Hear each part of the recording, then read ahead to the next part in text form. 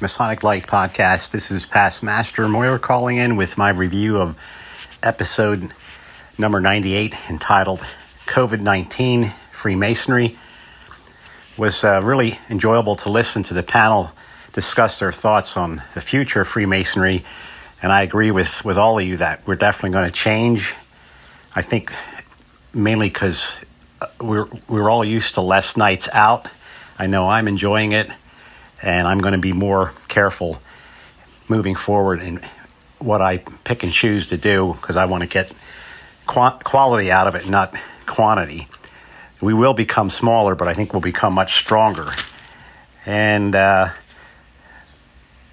offer one possible solution, I think, for problems moving forward. I've been a proponent of Grand Lodge allowing all appendant bodies in Pennsylvania to use Salesforce, mainly to keep up on deaths in the fraternity. But more importantly, we could put their calendars out there, and then we could stop having the same functions on the same day. It drives me nuts when 3 or 4 appendant bodies have a picnic on the same day. There's got to be a way to correct that, and I think Salesforce might be a solution. I really enjoyed Dutchie Doug from Broken Plow Lodge number 377. He's always hilarious.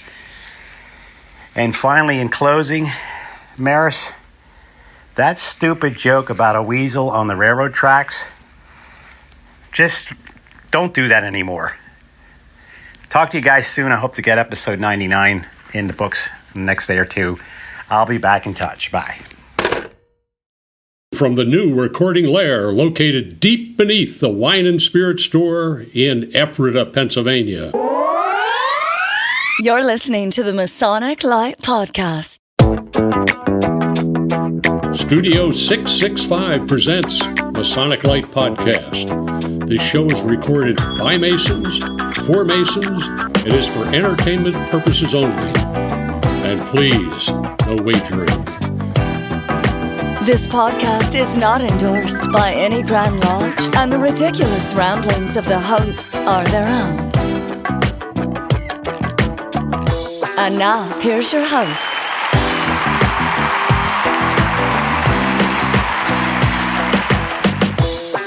And welcome, everybody. Welcome, Masonic Light Podcast, episode 101.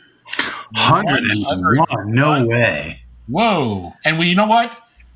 Past Master Moyer is going to be so proud of us. Well, I said it the proper English way. He said it the Pennsylvania way, 101. Right. Oh. So tonight on our show, we have the gentlemen that were the creators of the Amity app. And they'll tell you a little bit more about that in a minute. But we're going to go around the virtual room here and see what everybody's been up to. Tim, what have you been up to since we last talked? Well, we actually, I think we mentioned that we had a stated meeting when we recorded episode 100. Since then, the only thing Masonically, and it's only quasi-Masonically that I've done, is attended a wonderful summer picnic at Ed Stumm's house, where there were, 20, 25 brethren sitting outside for most of an afternoon, just enjoying fellowship and a lot of cigars and some wonderful steaks and just great fellowship. So thank you to Ed Stumm for that, and especially for the invite.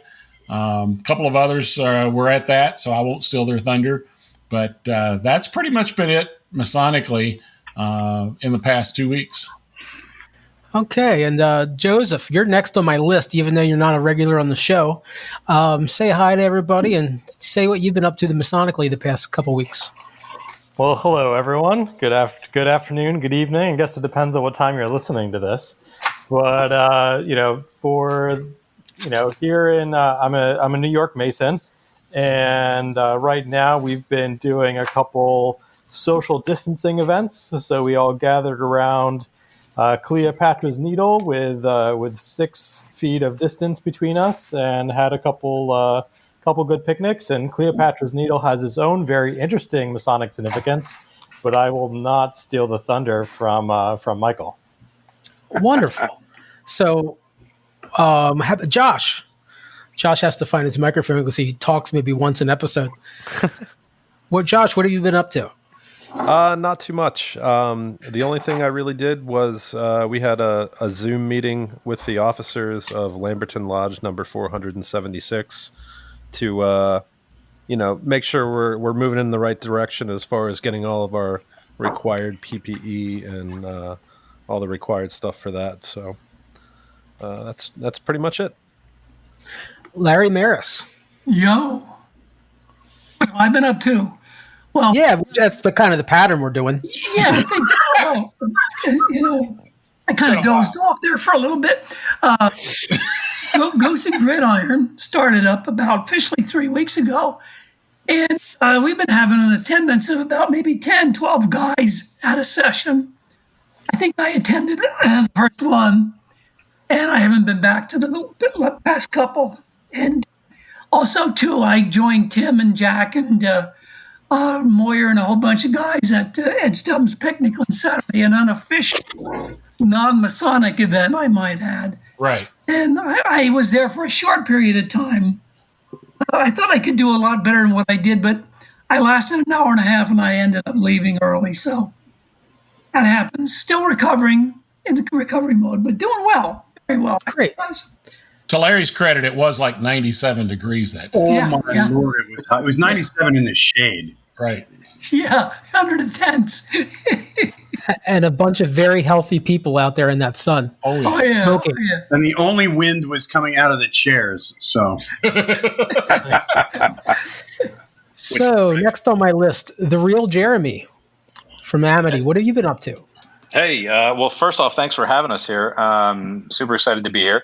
I am actually in Guadalajara, Mexico right now. I've been quarantined here since February. So, primarily, it's horrible. I got to tell you, the tequila, the tacos, and the sun are just, they're horrible for the soul. Are you near water? Within a couple hours, yes, and I've made it to the beach a few times. Okay, that's not close enough. Yeah, fair. But I do have a balcony, and there is sun. So Masonically, most of what I've been doing is over Zoom. I was actually a couple days ago, the Grand Lodge of Alaska, their research lodge, had a great presentation by the Grand Master on the Morgan Affair and the Baltimore Convention, which you may know is when dues cards started for Masons back in the 1800s. But other than that, I'm still exploring Guadalajara Masonically. Apparently, there's a cemetery here that's full of dead Grand Masters. And every so often there's an initiation there. So we're still trying to figure out, how to get me there and where that is. But maybe I'll have a better story for you next time. Nice. Awesome. Jack Harley. Yeah. You're up. Oh, me. Oh, okay. I was at the non-Masonic smoker at Ed Stubbs' house where we were all sufficiently social distanced. Absolutely. I did have my microphone with me, and I stuck it in the face of probably 20 guys at my microphone at that smoker, and there is no recording done. No. It is blank. Every one of them is blank. Oh. So, Was alcohol involved? Oh. this is why Jack. me and my Four Roses had a problem that day. Oh. So I've got like 16 blank files, all about 1 minute 30 seconds long. So Josh will send them to you, and you can, yeah. But so that was fun. I went to the lodge and to take the pictures actually for Amity. They were generous enough to say that they would feature Ephrata Lodge on their Travel Safe Tuesday. And they just put up a beautiful segment, a series of pictures. I can't believe I took them, but you made them look fabulous. It looks magnificent. So here's the question, though: Did you notice the mask in the front of one of the pictures? No. Did you mask George Washington? No. Apparently, when you were taking the pictures, a mask got in the way of the camera. I did my best to crop most of it out, but if you take a close look, it's there. Oh, the long shot of the building. Yeah, I think. exactly. Yeah. I wondered what that was. Okay, that was me. Sorry. But while I was there, the chair of the safety committee was in the building, and I helped him tape off the little X's on the floor, like at Walmart where you have to be 6 feet apart. And we're having this is my favorite COVID story. We, at great expense, had a plexiglass screen created to sit on the Tyler's podium in the Tyler station. Now, you have to understand, this is about an 8-foot by 8-foot room with a 7-foot ceiling. So it's a cube of air. And there is a plexiglass screen right in front of the Tyler, about 2 feet wide. Okay. So there can't be any air getting around that plexiglass screen to the Tyler, because it's so representative of what we're dealing with this whole social distancing thing. It's like having a no peeing section in your pool. It just doesn't. I don't know. That was a great analogy. It's like the old days when they ask you if you want smoking or non-smoking in the restaurant, and they put you in the seat right beside the other section. Back in those days. So, remember actually the smoking sections on planes? Airplane, right? Yeah, you could, because all the germs go to the back. That's what happens in an airplane. Maybe I'm dating myself, but I flew to Israel once in the row before the smoking section, and I didn't smell like smoke at all. No way.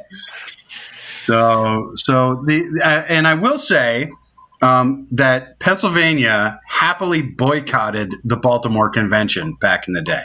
Oh, thank. We were just not having any of that. Thank goodness. Well, Someone did. they should come to us. That's why we're still ancient. They should come to us. Absolutely. So, Pete here, what have I done? I was at a big event in Cumberland, Maryland, that is totally not Masonic, but just so happened like all 100 and some people there were Masons. But it was fun. I think it was one of the first events east of the Mississippi for this group. And that was, 2 weekends ago? Mm-hmm. A weekend and a half ago. So just picture you have 100 guys, probably none of them wearing masks. If they were wearing them, they weren't wearing them properly. Oh, gosh. So I think Are you quarantining? Yeah. I've got 3 more days to make it 2 weeks, and I can feel pretty confident. Good Lord. But, no COVID. There was one heart attack, but, you get an old group like that.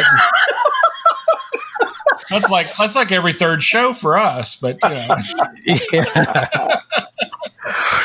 All right, so let's take a quick break, and we're going to come back, and we're going to try and shut up and let the guys from the Amity app do some talking. Why choose George J. Grove & Sons for your next home improvement project? At George J. Grove & Sons, we've built our reputation on quality and trust for more than 50 years. From planning to materials to installation, George J. Grove promises a home improvement experience second to none. Whether your goal is reducing energy costs, decreasing maintenance, updating curb appeal, or simply increasing the value of your home, the George J. Grove team will recommend and provide solutions that stand the test of time. Call 717-393-0859 for an estimate or visit us at georgejgrove.com.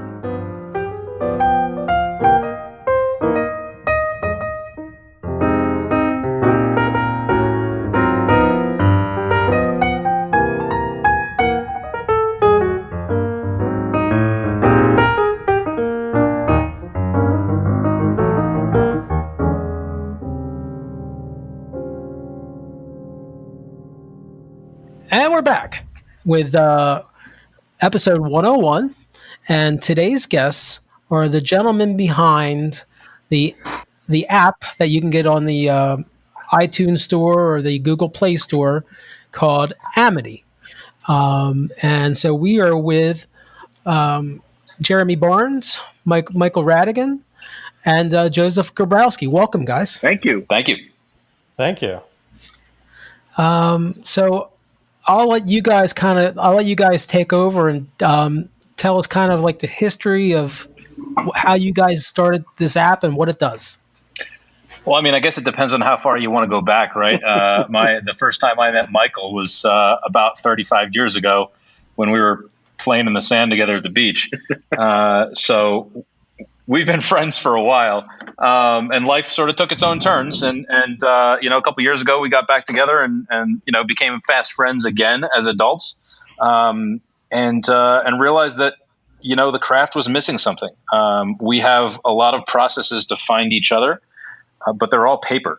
I was secretary of my lodge, and I can't tell you the number of times somebody would randomly walk up and say, "Hey, I'm a Mason, would like to join you for lodge," and couldn't prove it, and nothing I had on my secretary's table could fix that.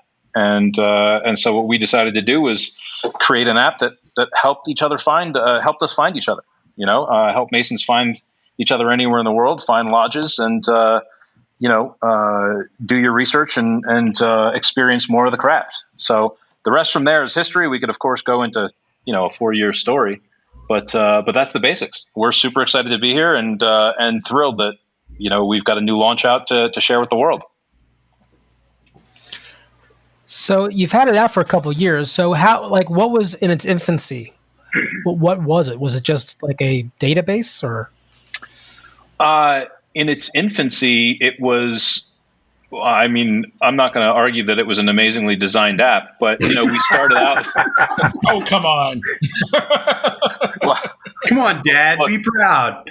Yeah, I suppose, but I also know who designed it. And since that was me, I don't want to brag too much. But no, it started out really as a way for a secretary to organize the people that showed up to a meeting. I was lucky, like I said, to be the secretary of my lodge after having served as master. My lodge is Potomac Lodge number 5 in DC, and we get international visitors all the time. And, I don't know about you guys, I know at least one of you is a secretary, but, trying to read the register after a meeting and going, are you a right worshipful, a wrong worshipful? Like, what Grand Lodge are you from? Like, whose signature is this?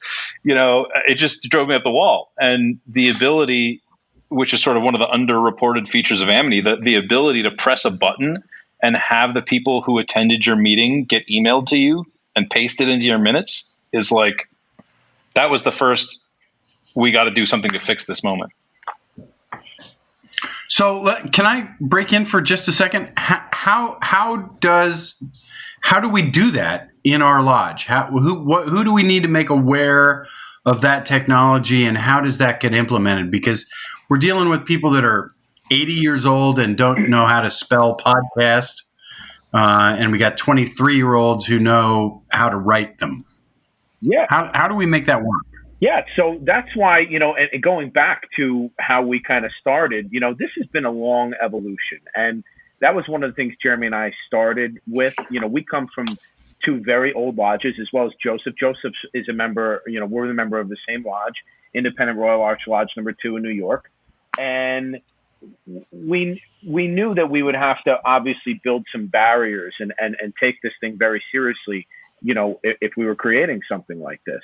So when we first initially started, the lodge admins was like lodge secretary, and as we got counsel from, wise counsel throughout the world, we started realizing we kind of needed to be a little more open with that. So we've moved it to principal officers, junior warden up, to the, obviously the master as well. If you're a warden of a lodge, you should be able to sit in the chair, provided the master's not there. And so it's been an evolution where we've kind of changed the steps within the app. So you have your lodge admin; they can verify anybody within a lodge.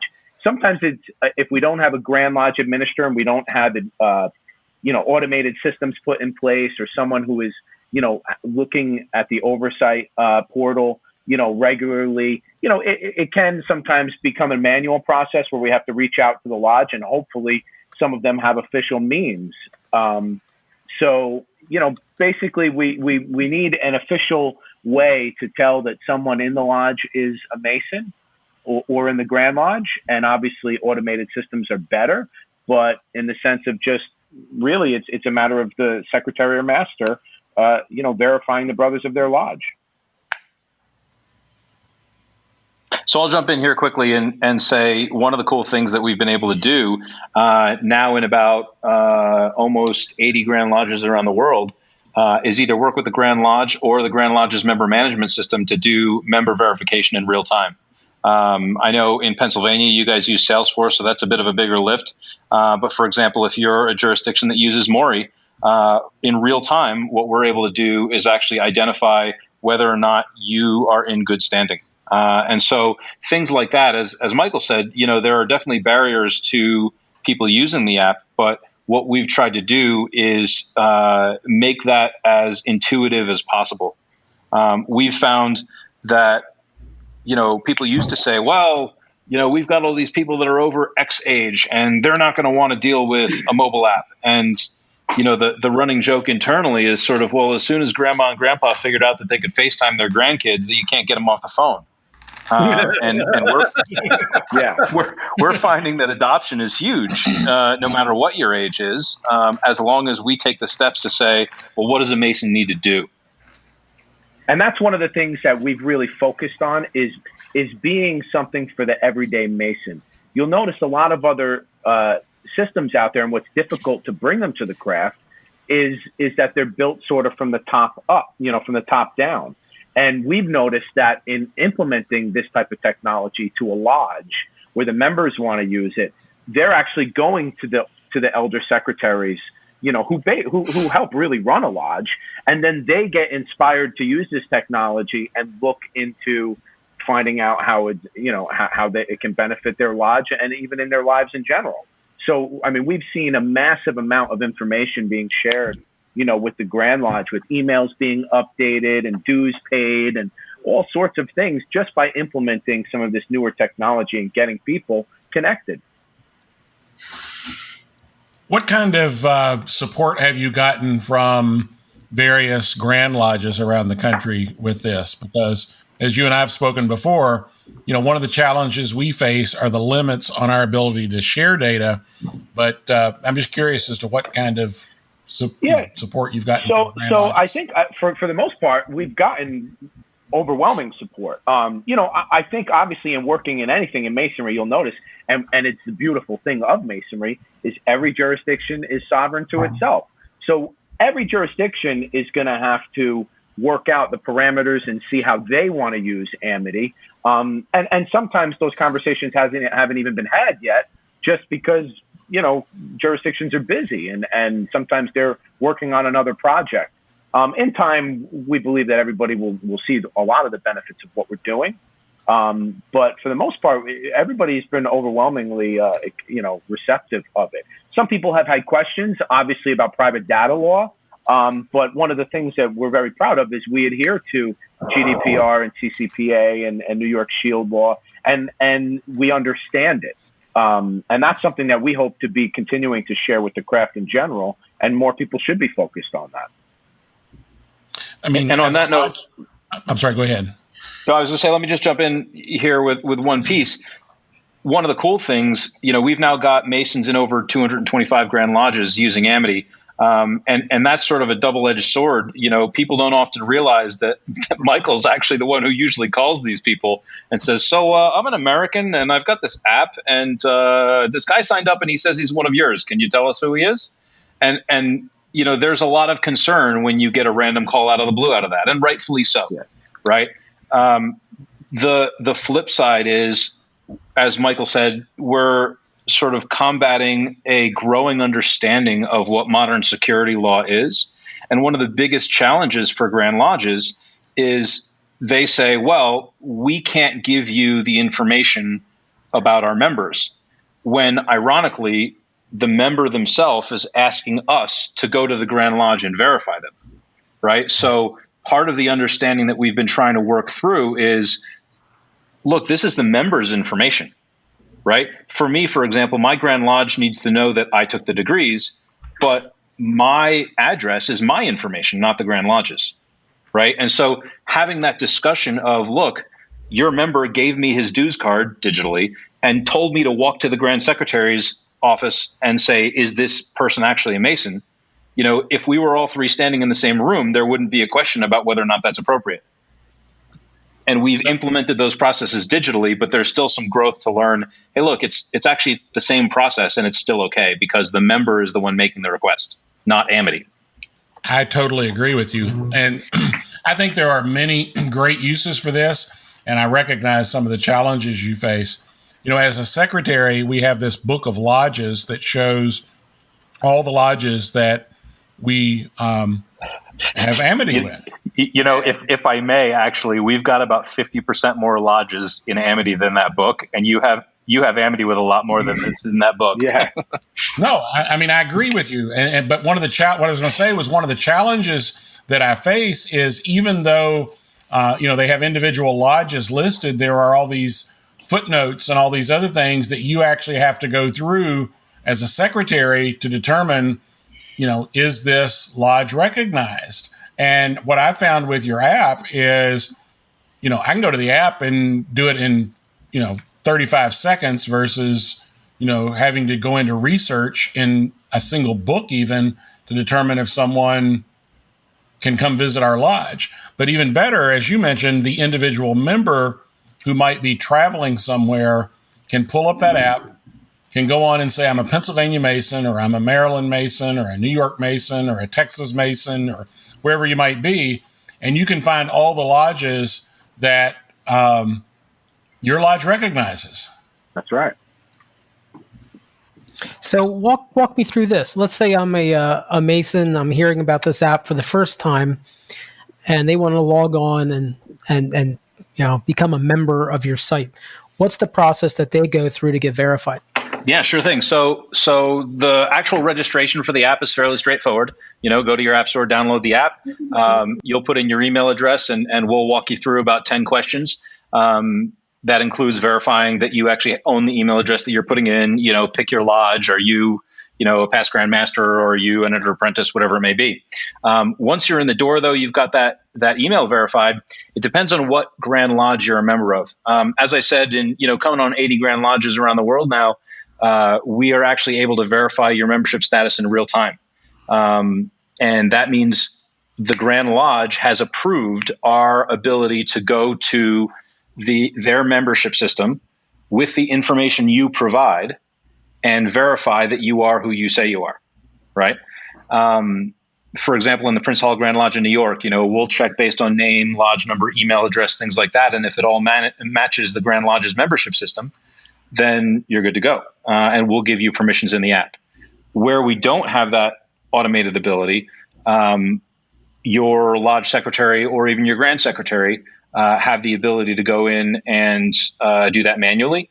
Or we do have a backlog of people that we're still sort of trying to use the Masonic barking chain to figure out who they are, where they came from, what their story is, and if they're in good standing.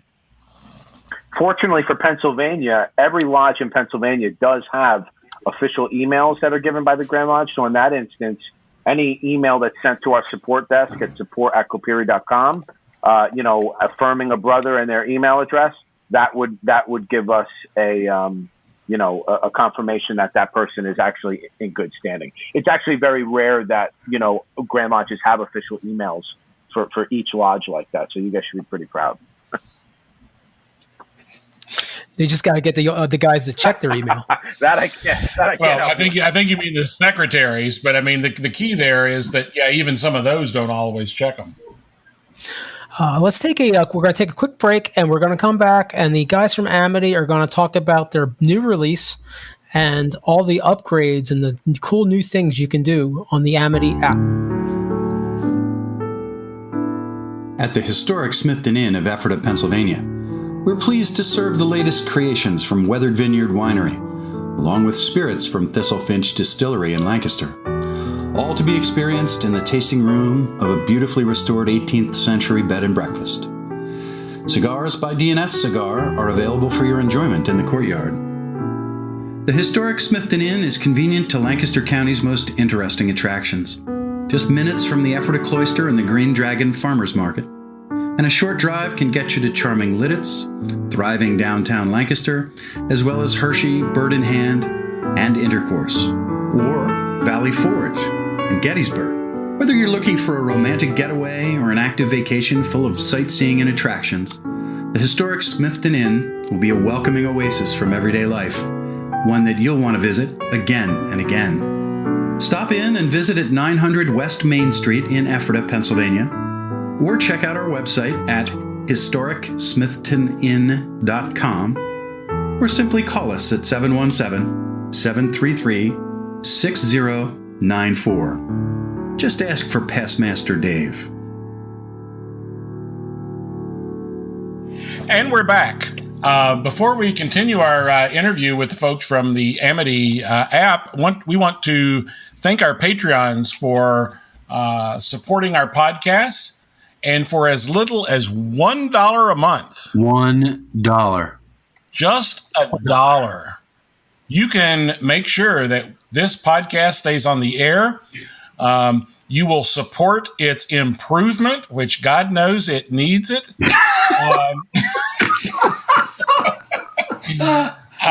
And you can keep great content like this going. So go to patreon.com/Masonic Light Podcast, and you can sign up for one of the 3 levels of support for our podcast. And we want to thank our most recent Patreon supporter, Freddie LeBron, who is an entered apprentice Mason at Eureka West Shore Lodge number 302, which just happens to be my lodge. And actually, I didn't even know he was doing this. So, Freddie, thank you very much. There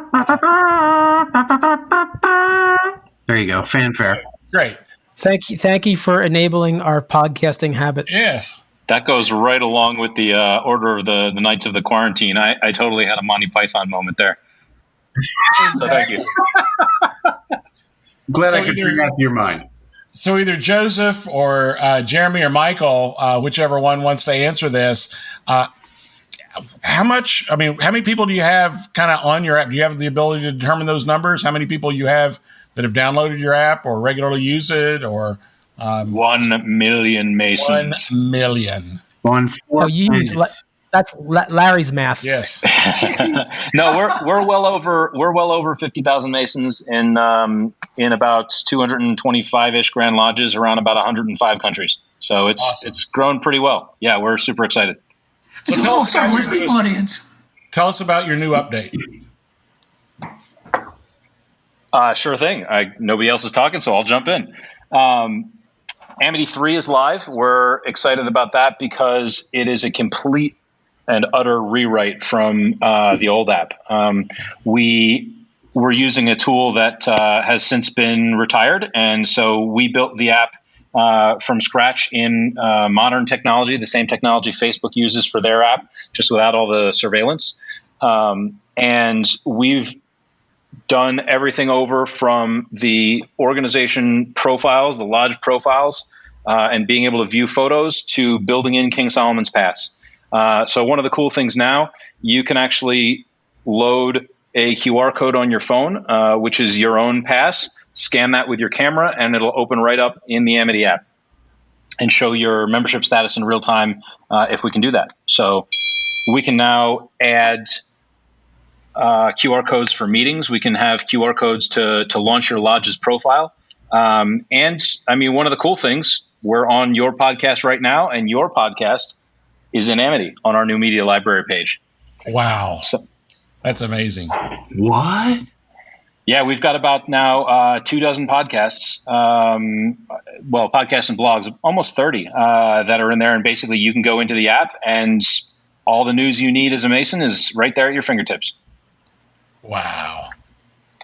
And that's a current live feed to the recent version of that as well. Yep. That's great. So if you give us a QR code and we posted that on our Facebook page and website, people could come directly to your site, download the app, and get registered? Absolutely. Awesome. Even better than that, you can put a QR code on your Facebook page or your website or print it out at the lodge. And if you scan that, it'll pop up your lodge's profile in Amity. And so people can see if you've got it there, the history of the lodge, when it was chartered, things like that, jump to your social media pages, as well as directly from that page. If you've got your meeting registered, just check into the meeting right there and help the secretary keep his records. That's awesome. All right. And what the hell is a QR code? And there you have it, right there. There we have it. If you ever see a square image with a bunch of, it looks like a pixelated square, that is a QR code, and your camera can read that. And basically, it's a digital version of a URL or some piece of data, and your camera knows how to translate that into computer code, and it'll take you where you need to go. So that was at least now I know what it is. There you go. Larry doesn't know. No, I'm familiar with that, but I didn't know they call it a QR code. It just looks like squiggly it stands stuff. For quick response, and it's finally just sort of getting mainstream. But basically, if with an iPhone or an Android, you point your phone at one of the codes, and it'll pop up whatever information is in that code. And in our case, it would be a URL that launches the right section of Amity. Whoa, that's impressive. So one of the most common reasons that you see this stuff, which you may have experienced already, is for travel and entertainment. So, for example, if you've been on a flight lately, 90% chance that the way that your boarding pass was read, if it was from your phone or even from a piece of paper, was a QR code. And what we're able to do now actually is offer a wallet pass for King Solomon's Pass, the sort of virtual membership card that we have in Amity. And that can sit in your phone's wallet with your boarding passes, your concert tickets, your Jimmy John's frequent buyer card, your Starbucks card, whatever it may be. And just from your wallet, pop up and say, hey, here's who I am, scan this, and it'll launch Amity. And any Grand Lodge that has oversight can use that in their jurisdiction and literally have a digital, member status. So New York is using that. They have all of our QR scans on our dues cards, as well as we have, that profile in your iWallet to be able to use in case you don't have your card. So this is the benefits of that type of technology. Two other things that were added. Go ahead, Jeremy. Yeah, just real quick to jump on that. I want to be clear about how that actually works, right? If you look at Joseph's dues card or Michael's dues card now from the Grand Lodge in New York, there is no expiration date on the dues card. There's not even a statement that says this individual is in good standing. The only thing on that dues card is their name and lodge, and then you turn it over, and there's a QR code. And when you scan that QR code, it launches Amity. We go to their membership system in real time, come back with their membership status, and return that to you as the viewer. And so if for some reason they got expelled 5 seconds ago, you'd know that. Whereas normally what we're used to is the Grand Lodge effectively delegates your membership status to a piece of paper, and you're now in good standing for a year because nobody can prove otherwise. So this is a huge benefit for Grand Lodges in making sure that the people that are supposed to be recognized as Masons are, and the people that aren't supposed to be recognized as Masons are not. And this goes back to where I said people have been contacting the Grand Secretary's office saying, who do I pay my dues to? Because it's getting people involved. It's getting people connected. And it's a great tool, for the Grand Lodge as well as for every Mason. So one of the other cool things that's updated in the app, and I'm a history buff, and it's not a huge jump and lift in the app, but one of the neat things is that now you can also search for lodges by name. And this has never been done before. Every lodge throughout the world, when it comes to Masonic, when it comes to Masonic research. So for instance, our lodge, Joseph and mine, our lodge is Independent Royal Arch Lodge number 2 in New York. And there's very few lodges. In fact, Pennsylvania is one of the original lodges that did also have Royal Arch Lodges. There was a Royal Arch Lodge number 3 in Pennsylvania. This predates Grand Lodges. And when most of the Grand Lodges were formed, lodges either had to become a chapter or they had to get rid of something in their name, and become a lodge. And for some reason, ours continued. So I've always been fascinated by that research. And so in our app now, you're able to actually search how many lodges have Royal Arch in the name. And it's really interesting that it's us in New York only has 1, and Scotland has 10 to this day in their jurisdiction. So this type of tool is really interesting for, Masonic scholars and in researching different names throughout the craft, or, it can really help in certain ways, as well as other functionality like summonses for lodge admins to send summonses, to the members of the lodge. That's a new update within the new app as well.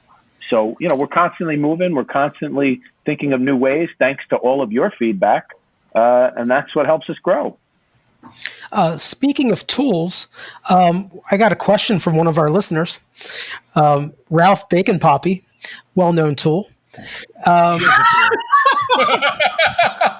going to leave that one alone. I'm going to excuse the language. He was in the Army. Is there plans in the future to add the ability to add independent Masonic bodies such as Scottish Rite, Shriners, or even grottos? Absolutely. Yep. You can actually see that if you go into King Solomon's Pass now. You can select through the different appendant bodies, and we're working with a number of them. Some in the York Rite, the 2 Scottish Rite jurisdictions here in the U.S., as well as other organizations like High 12. And the idea is, we've had a really funny migration, if you will, in Masonry the past couple of years. Everybody's gotten excited about moving from paper dues cards to plastic dues cards. But we don't quite realize it's like Freemasonry becomes the leading cause of sciatica because, those paper dues cards that were 1/4 of an inch high, if you had 20 of them, are now 3 inches because, they're all plastic. And what we're able to do is roll them all into your phone and say, hey, don't worry about a dues card. We can go find your membership status immediately in real time. And it's more current than your dues card. And oh, by the way, you don't hurt your back with it in your wallet. So what future plans do you have? I know you've just rolled out the most recent update. Do you have ideas on your future rollouts? Absolutely. One of the things that we're working really hard on right now is augmenting the meeting capability. We're working with an unnamed Grand Lodge in the Midwest to help support their schools of instruction. So, those changes, the ability to actually certify that someone was at a meeting, the ability to have RSVPs, that sort of thing is going to be huge. But that expands all the way over into, hey, how do we help people find each other? And Michael, you want to say a little bit about the sort of Masonry near me and where that's going? I know this is one of the things you're super passionate about. Yeah, sure. So that, if you'll notice in the new app, it really is overhauled completely, where it's not like just find a lodge or check Amity, right? We really had this idea of Masonry near me, and that can extend all the way to, the appendant bodies. So, for instance, right now we're still in the crux of building that, but the idea is to be able to know what's around you and who's around me. All permissible, of course. Anybody who doesn't want to use that or be seen all the time whenever they want to, they can choose. But, there's so many capabilities and opportunities, to have this type of technology where, you could find out, okay, I'm driving through town. Hey, wouldn't it be interesting to know that diner there is owned by a Mason? And I would go eat at that diner versus somewhere else if I knew that was the case. So, the rest of the world sort of has this technology and these opportunities, and we don't, as the oldest fraternity in the world. So these are the things that really make me excited to, doing it also with a sense of protocol. That was one of the first things that I was really excited about, because Jeremy had already been a past master and I was just coming in to my Masonic, career at that time. And, I was passionate about Masons connecting, and we understand that each jurisdiction has these protocols. And the true protocol is, if I want to go visit somewhere, I have to contact my secretary. My secretary contacts the grand secretary. He contacts the other grand secretary, and he reaches out to the secretary. And then the whole thing has to transpire the opposite way again to get the information back. And everybody knows that the trips are usually over by the time that happens. And on top of social media has been completely, compensating for all of that. So we knew that something had to take over and help us in a way of connecting one another, at the same time doing it in a safe way that adheres to a lot of our ancient landmarks.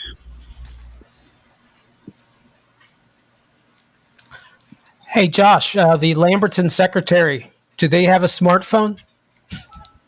Yeah, Rob's got a smartphone. Oh, not the secretary, I meant the Tyler. I know Rob does, yeah. I'm not sure about the Tyler. An abacus. He'll use an abacus. Yeah, but here's the interesting thing, right? So what if, and again, as Michael said, one of the reasons that we're sort of taking our time to roll some of these things out is because we want to make sure that the appropriate security is there. But what if you could walk into Lodge, and if you had your permissions set appropriately, you get a notification that says you just got checked into Lodge. Done. End of story. Obviously, you still need to go through and make sure that the Tyler checks you, et cetera. But from the perspective of attending, okay, you're here. And now what you have is you start to build your own Masonic passport, right? And see the history of where you've been and take notes and find the other people that were in the meeting and that sort of thing. Nice. So when we talk about sort of the future, we talk about how do we make Masonry real? We all know that Masonry is real in our lodge, and it's real with the people that we're with, and it's real when we have conversations like the one we're having now. But I worked in DC for the longest time. I guarantee you every single office building I worked in, there was a Mason in the building that I didn't know was there. And to me, that's a travesty. That's what we have to fix, because we could have more of these amazing moments than we ever could imagine if only we knew they were possible. I'm trying to think. What was one of the very original apps when the iPhone came out? Where you could bump and share information. You could bump cell phones together. Mm-hmm. I wonder if is a technology available that almost like radar. You're like, oh no, I'm within 30 feet of a Mason. Then you start looking around and. Well, so that actually brings out the next the next venture that we've actually got involved, which should be coming shortly after some of these updates, is NFC wearable technology. Being able to have NFC wearables that actually can do this. How interesting is it to not even have a card, but have a ring on that basically has your information on that, to show people. So these are definitely ways that we're looking to hopefully continue to benefit the craft. So Larry, NFC. What? It's not the National Football Conference. It is Near Field Communications. Okay. Just wanted to keep you up to speed. So what is that? Is that 30 feet? What is the range for that now? So actually, no, it's purposely only a few centimeters. And that's kind of the cool thing. So if we're, there's two pieces here, right? On the one hand, what you were talking about is the ability to know kind of where your phone is, right? And so again, if you've got your permissions set correctly, the ability to say, well, I know your phone is here and Michael's phone is here and you're 30 feet from each other. So we can send you a message saying there's a Mason nearby. Do you want to talk to him? Right. The other piece of it though is, imagine a ring that has basically the ability to launch your membership. And so what we've got now, what we're sort of trialing is a NFC enabled ring that when you wave it in front of a smartphone, it launches your King Solomon's Pass and says in real time, can I talk to this person? Can I not talk to this person? Who are they? What Grand Lodge are they from? That sort of thing. That is space age creepy. Well, and that's, the beauty of it is where we're coming from is all this technology is out there in the world. Facebook is already looking up your drawers every time you open the app. We're doing this in a way that doesn't include all the sketchy drama, but does give all of the benefits of how can we actually help each other understand who we are. You may be aware there are 2 Grand Lodges in Italy. Both of them are regular, but Grand Lodges in Europe tend to recognize one of them. Grand Lodges in the U.S. tend to recognize another one. So if you go to Rome and stand outside a building with a square and compasses on it, can you go in? It's not always a yes. And how do you know? Right? This is what we're trying to fix. Well, let's take a quick break, and we'll come back, and we'll wrap up with the guys from Amity. We'll hear the news from Jack, and whatever words of wisdom our own Larry Merris wants to editorialize. Oh, jeez. Hello, brethren. Dutchie Duck is here again to give an update from my lodge, the Broken Plow, number 377. Now, my report this month might start out sounding like a sad story, but it has a happy ending. Well, that's enough foreshadowing for now. In June, Brother Joseph Barr laid down his tools and went up to meet the grand architect of the universe. His death was not COVID-related. As we Pennsylvania Dutch say, his heart just stopped making. In any event, this was the first death of a brother for quite some time. We've been lucky the past few months. Brother Joseph was a World War II veteran, active brother, and an all-around well-loved guy.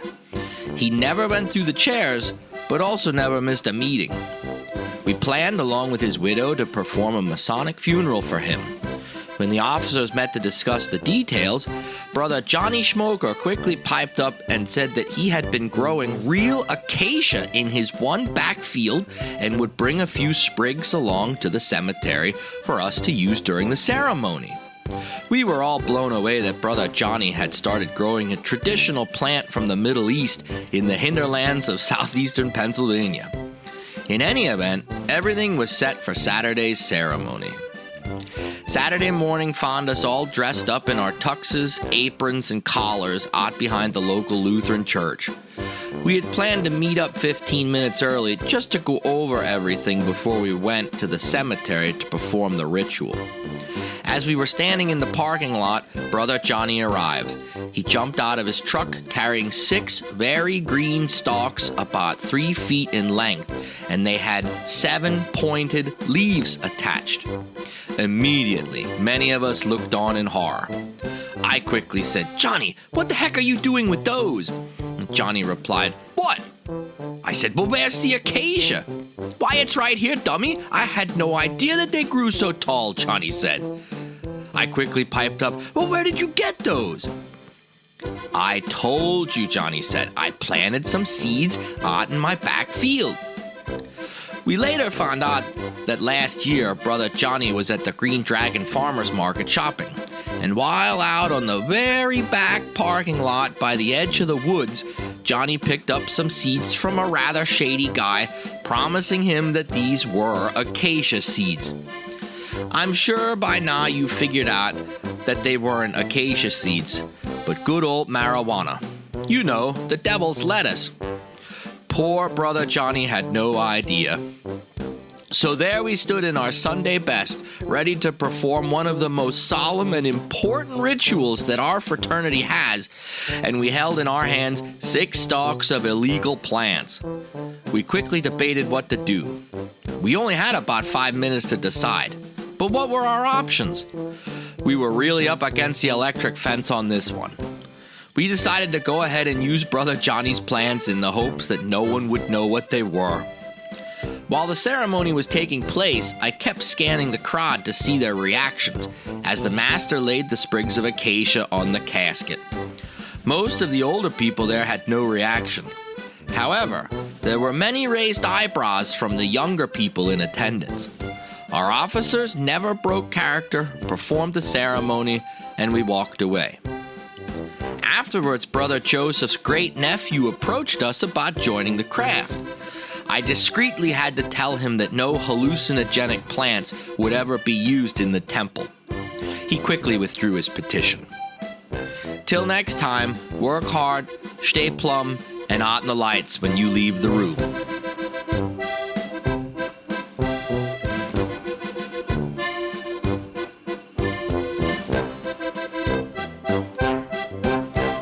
Okay, hey, this is Larry bringing everybody back. The guys from Amity are here, and you know what? For the past 45 minutes, I have had no idea what they've said. None. Zero. This is a great app, and so glad to have the guys on the show. So if I'm a Mason Tim, in any jurisdiction, and I know I'm going to be traveling to see Cousin Bubba down in North Carolina, let's say, and while I'm down there, I want to go visit a lodge. How how do I do that? How can I use the Amity app to make sure that I'm not going to some clandestine, clan event or, actually a lodge event that my Grand Lodge approves of? I'm gonna break this down so we can get Larry on board. That's my goal for today. So I'll say two things. One is, if you've got the app open, it's as simple as hitting find and then typing in a location and hitting go. And what you get back is a list of lodges that are in the radius, in a circle around the location that you entered. You can tap on any one of them, find out more, and there's a recognition status, and you can actually tap on that as well. And it'll launch your Grand Lodge and their Grand Lodge and say, this is what your Grand Lodge thinks, this is what their Grand Lodge thinks, and with that math, you can or can't visit. What's even cooler, though, is let's say Larry is out on a park bench, staring at the sun or some birds, and somebody walks up and says, hey, I'm a Mason. Love you, Larry. And Larry says, well, how can I know that? And the guy says, well, I've got this QR code here. Why don't you take a look at it? And Larry literally can pull out his camera, hold the camera over the code, and it'll launch either our website or our app, and immediately say, this is who this person is, this is the lodge that they come from, this is your relationship with that Grand Lodge, and you can know right immediately just by waving your phone over a code, whether or not you have the ability to, exactly, a QR code, whether or not you have the ability to let that guy into your lodge. Now, I'm going to pose a question. Say I'm in France. They have 3 different Grand Lodges in France. At least. That gets tricky. Most of them, I think 2 of them are not recognized by our Grand Lodges in the United States. What if I want to go to one of those unrecognizable ones, but I ask if it's recognizable? And they say, no, it's not. It immediately sends an email to the Grand Secretary saying, please suspend this member. You're not tracked, no. You're only in trouble if you get caught, Larry. But it's actually a really good question, and I'll tell you one of the things that we've done, and some Grand Lodges might get mad at us for it, but we think it's the right thing to do. In the instance where I'm a member of 3 Grand Lodges, let's say, well, I'm a member of the Grand Lodge of Maryland and a member of the Grand Lodge of DC. The Grand Lodge of DC can see the meetings that I've gone to in that jurisdiction, or what I've done there, and Maryland can see the opposing side, right? So there are there is some consideration given to, who quote unquote owns the membership that you're going somewhere with, and how do you choose to do that? Because one of the best examples is actually Michael and Joseph, because they can't go visit anybody in Scotland right now because New York and Scotland are on the outs, right? So that doesn't mean that anybody's saying that New York Masons are not Masons or Scotland Masons are not Masons. But the fact of the matter is, if you have 2 different memberships, well, it's completely legal, for example, for you to use a DC membership and go to a Grand Lodge of Scotland lodge. A lot of people don't talk about that, but there's an interesting question there of, hey, what can you do as a Mason? What Grand Lodge are you representing yourself as? And how does all that math work out? And that's, it's one of the more quirky parts of Amity and how we've had to build the system. But we've tried to do that in a way that not only respects Mason's privacy, but gives you the answer that you need from the membership that you are representing. That's a good answer. Good answer. Good answer. Awesome, guys. I mean, that's a lot to digest, but congratulations on getting the new app out and all your success. So yeah, Michael Radigan, Jeremy Barnes. I wrote it on a piece of paper, then doodled over it. So I hope I got that right. And Joseph Grabowski. Guys, thank you. And stick around. We're going to keep you on the show. You get to hear the rest of this train wreck going off the rails. In Masonic news today, recently, on the anniversary of the Battle of Gettysburg, a group of protesters attempted to gather at the Masonic Friend to Friend Memorial for the purpose of making some sort of political statement. Immediately prior to that event, several hundred bikers encircled the monument and, after civil discourse, told the protesters, "Nuh-uh, not here, not now." The non-protest ended quietly, with only a minor disagreement between the parties. Additional comments have been removed by Facebook. Thank you, bikers. You know who you are. That's the Masonic news. So mote it was. Thank you, Brother Cronkite. We'll go back around in the same order we started with. Joseph, what do you have going on in the next week or so Masonically? Nothing in the next week or so. Just I'm going to be attending a couple different Zoom meetings from all over. Some very interesting brothers are going to be giving some different talks.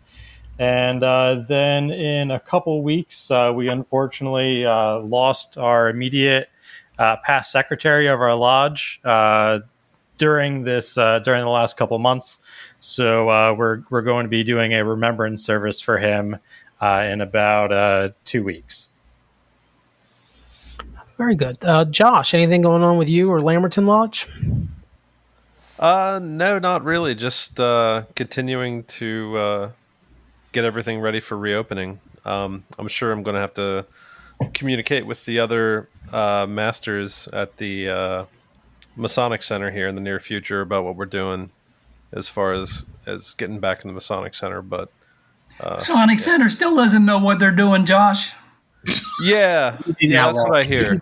So easy now.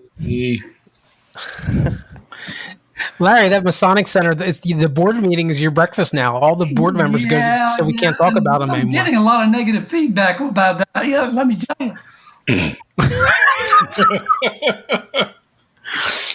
Larry, so what do you have going on?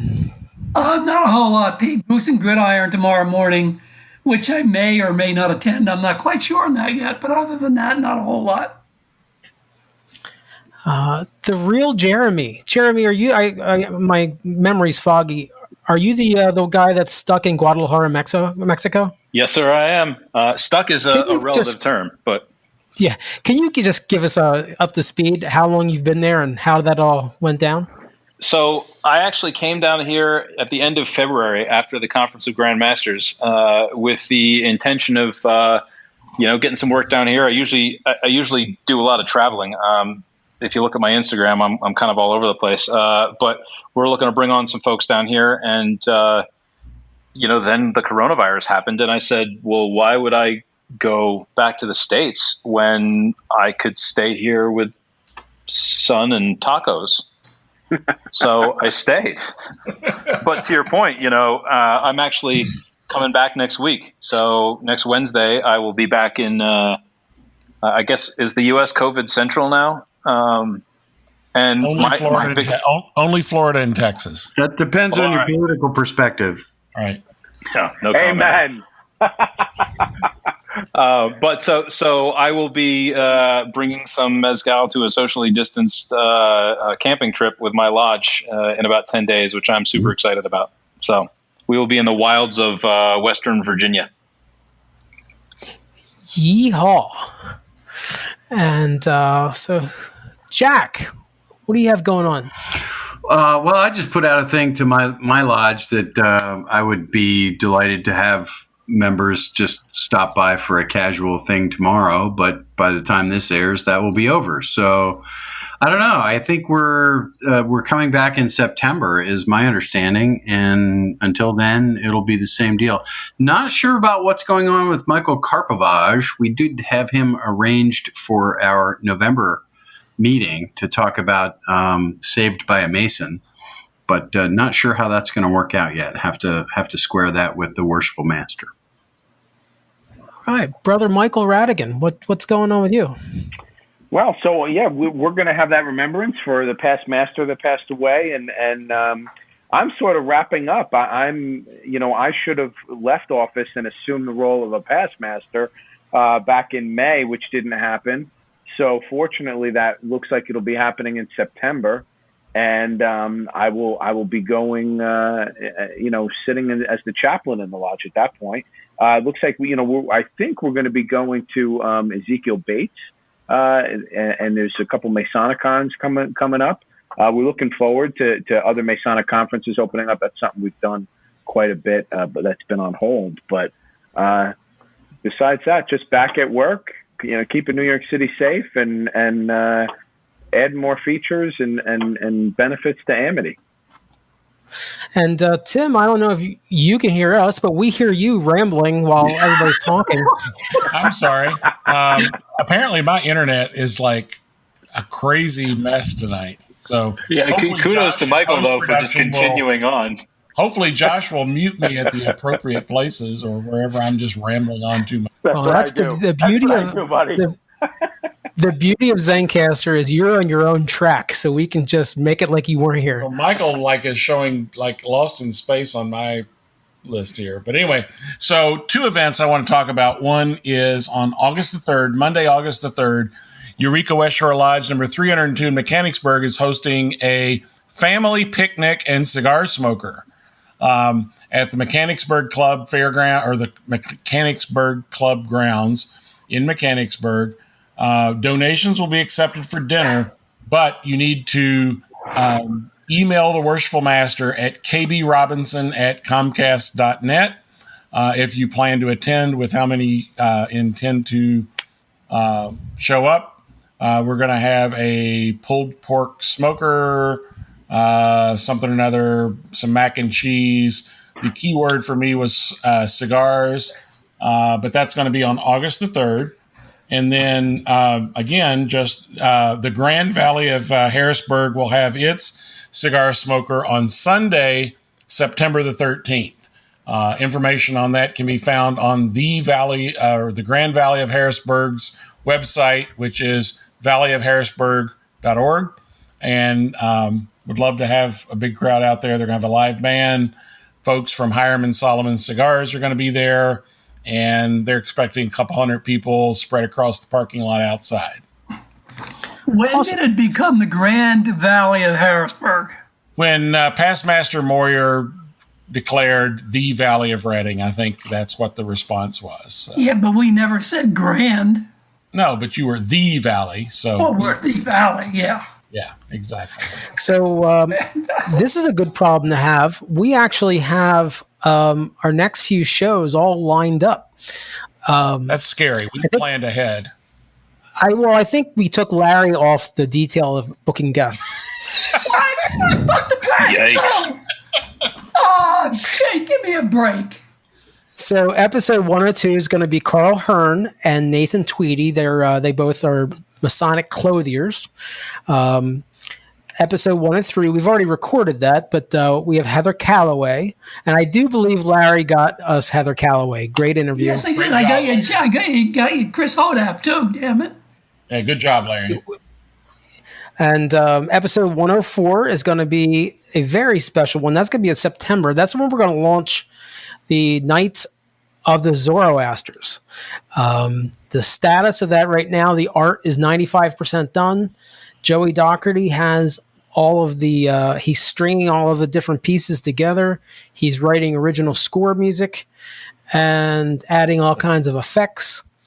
I don't know. It's either going to be awesome or completely terrible. We don't know yet. Episode 105, author Jamie Lamb. Episode 10, my notes are not very good. UK Simon. Anyway, I remember. Yeah, Simon started up a Knights of the Quarantine in the UK. Right, it's Simon Polkinghorn. Thank you very much. That's the most English name. Love him. Yeah, and there's my dogs helping out. Even woke Diesel up.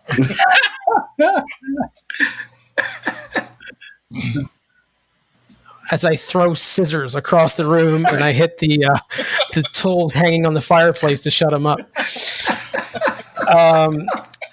And then in late October, we're going to have Toby from the Odd Fellows. So that's it for me. This is scary. Larry. We're actually planning ahead.